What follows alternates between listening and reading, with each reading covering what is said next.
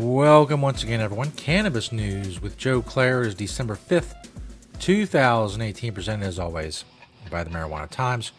Check us out at marijuanatimes.org. Click that video tab to find the show. Also, a bunch of great articles there as well. Everything you need to know about the cannabis community, industry, and beyond. Today, we're talking about a new record in the United States for overdose deaths. Also, the medical marijuana bill, the medical marijuana compromise bill in Utah, and Instagram and Facebook been taking down the business accounts and pages of legal marijuana businesses, state legal marijuana businesses in Massachusetts. Talk about why that is, and all the other stuff I mentioned coming up. But first, of course, Cannabis News is brought to you by Natureside, nature-side.com, and their organic, all-natural pesticides. Grow safe and poison-free with Natureside. If you live in a state where it's legal to grow, you don't want to use banned pesticides, you want to be regulatory compliant, you don't want to use harmful chemicals on what you are growing, you can accomplish all of these things with Natureside. Check them out, nature-side.com. Site is spelled C-I-D-E, a proud sponsor of Cannabis News. Thank you, Natureside. Now, of course, story number one from marijuanatimes.org by yours truly. A new record for overdose deaths set in the U.S. 2017, over 70,000 people died in the United States from drug overdoses. About 28,000 of those deaths involved fentanyl or a similar prescription opioid. That number, which is now 28,000, was around 3,000 in 2015. So in 4 short years, it has gone from 3,000 to 28,000. As I point out in the article, when you go to a doctor in a lot of states, still to this day, you go to the doctor and you have pain. And first of all, if you ask for any kind of pain medication, they look at you like you're some sort of, like you just asked them to shove heroin in their veins. But a lot of doctors still, in this day and age, they're faced with a choice from someone who says they have pain. Their number one tool to combat that is still opioid painkillers. Maybe other, and obviously, and it's a case-by-case thing. In some cases, people need surgery or something else, and then if they need surgery, they have pain from that, and then you're back to the opioid painkillers. But in states where medical marijuana dispensaries are available, we see opioid deaths going down, we see opioid prescriptions going down, we see Medicare costs for those type of prescriptions going down. And, I'm not one of those people that says, oh, well, cannabis will cure everything and solve every problem, but in this instance, someone should have the choice of whether or not they want to use medical cannabis to alleviate their pain. I'm not telling people what to do, but you can choose whatever you want. You should have the choice. If you choose opioid painkillers and the possibility, of taking too many and then not waking up, that's your choice. They should also have the choice for medical cannabis. And in a lot of states, people still don't have that choice. And even in states where they do have that choice, there's restrictions that keep them from getting it. There's access problems. There's no dispensaries. There's different restrictions that they can't, and hurdles that they can't overcome, even though they should have access to medical marijuana like everyone else. And we continue to see this problem. Now, they're reducing the number of these pills that they're allowed to make every year. The DEA is lowering that threshold. They're bringing down that maximum threshold where they can't make any more pills than that.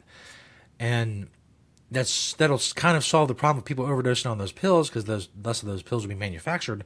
But it doesn't solve the problem of the pain. There has to be something to replace it.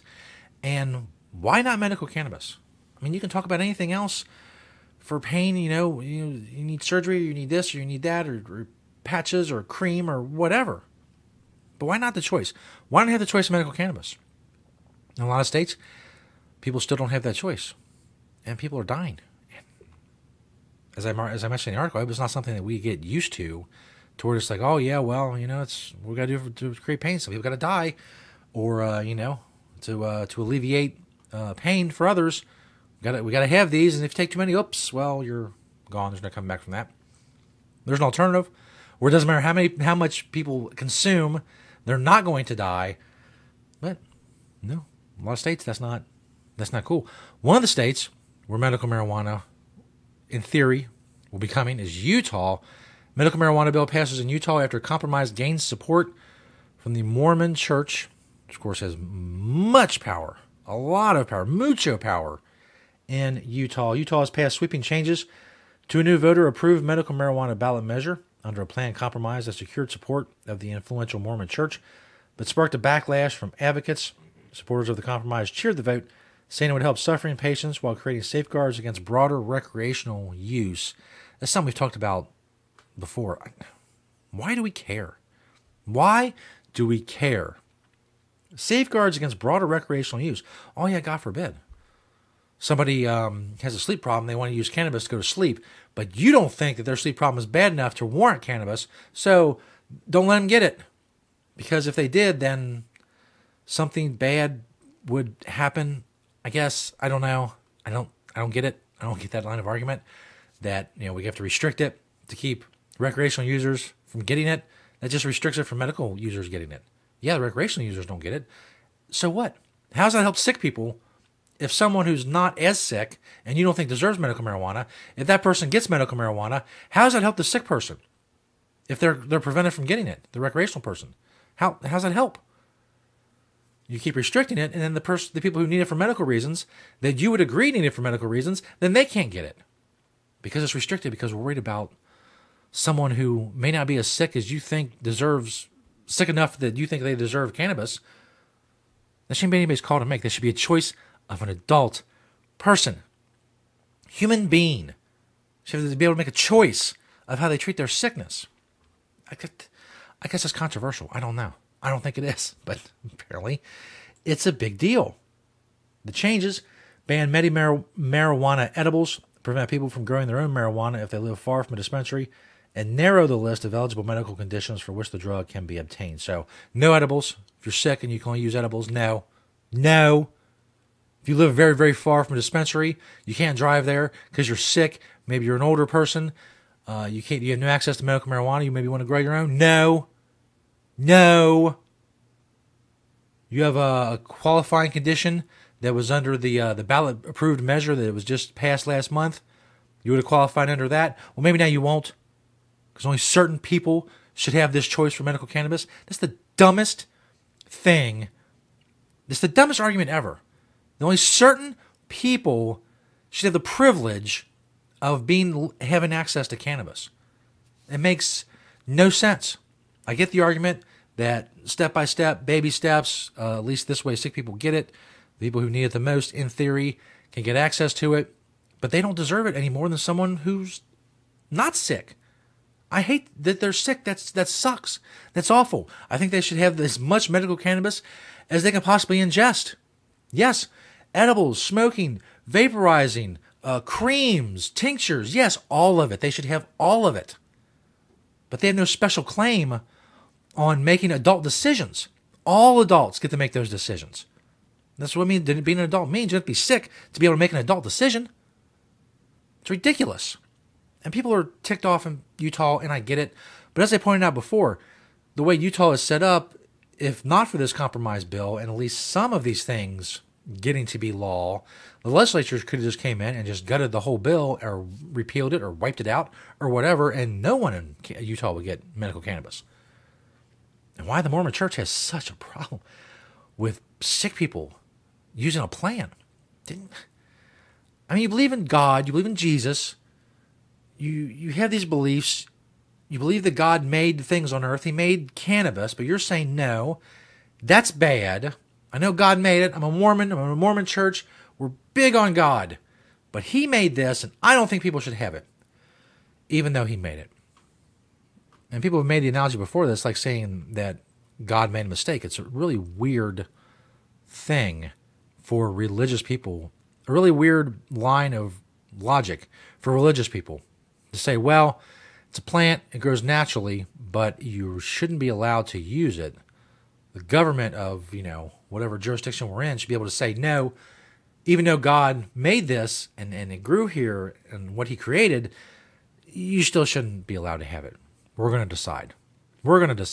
God decided to have it grow, but then we decided that no, even though it does grow, you can't get the flowers off of it and smoke it or vaporize it or put it in some butter. You can't do that. None of it makes sense. It makes zero sense. But here we are. That's why this show exists. None of this makes sense. That's why Cannabis News is here 5 days a week. Presented as always by the Marijuana Times. This last story from Boston.com. Why are Instagram and Facebook shutting down these Massachusetts marijuana dispensaries accounts? Did you know there's a lot of medical marijuana dispensaries in Michigan? There's now a couple of recreational dispensaries or retail shops as well, which happen to be also, there were still medical marijuana dispensaries as branched out into the recreational world. For months after it opened for medical marijuana sales, Cultivate used Instagram to provide updates to patients and show off new products, from new strains of flower to its cannabis-infused pumpkin spice dust. But last week, with interest at its peak, the Lancaster dispensary had its account wiped clean from the internet. Now, look, I know, and they go on the representatives from Facebook, Instagram. Instagram's owned by Facebook. They say that you're not allowed to promote cannabis. It's illegal under federal law. You're not allowed to give your address. You're not allowed to say, here's these products, come get them. That's in their terms of service. Whatever. As I've said many times before, federal law is a problem and it needs to be changed because it causes so many problems for state legal businesses. And it's also fair to say that, well, Facebook and Instagram, they're private companies. They can do what they want. Again, yes. But people who rely on these pages are also allowed to express their opinion and say that it is, pardon my French, horse hockey for Facebook and Instagram to be shutting down these pages.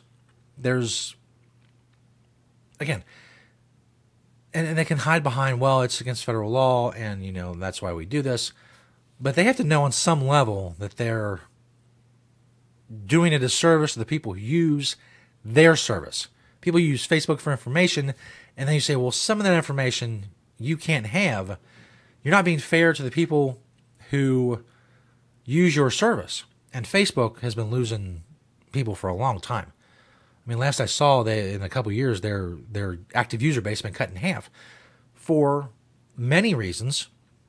And maybe this is one of them. Maybe people are tired of Facebook and Instagram deciding that a state legal business isn't worthy of having what amounts to a page with pictures. Instagram is a page with pictures and videos. And Instagram says, no, well, you can't. You may be legal in your state, but you can't have a page where you can post a picture of a cannabis-infused edible or whatever, because that's such a horrible thing. So, if you want, get away from Facebook, get away from Instagram. Absolutely. And we're on both those things. But if you want to leave those things to protest the way they treat marijuana companies, you should be able to do that. And you should be able to express your opinion without people saying, well, it's a private company. Okay, it is a private company. Shut up. We're allowed to say that private company is wrong in what they are doing, and they're doing a disservice to the people who provide content for their site, namely the users of that site. Make your voice heard. And again, they wouldn't be able to hide behind federal law and the federal illegality of cannabis if there wasn't federal prohibition of cannabis. Well, we're working on that too. We're trying to get all of these things done. You help us when you like and share and comment on the videos. When you direct people to marijuanatimes.org, you say, hey, there's this guy on YouTube. He does a show. He wears hats and talks about cannabis news, and sometimes gets a little long-winded and rants about stuff. You should go check it out. It's on YouTube. Search the Marijuana Times on YouTube and Vimeo. You can also search the Marijuana Times on Apple Podcasts if you want the audio-only version of the show. For those of you who are out driving or whatever and don't necessarily need to see the video, you can go that route. Also, marijuanatimes.org. Thank you to NatureSide, nature-side.com, a proud sponsor of Cannabis News with their organic, all-natural pesticides. Thank you all for watching and listening and spreading the truth about cannabis with this show. We'll see you next time right here on Cannabis News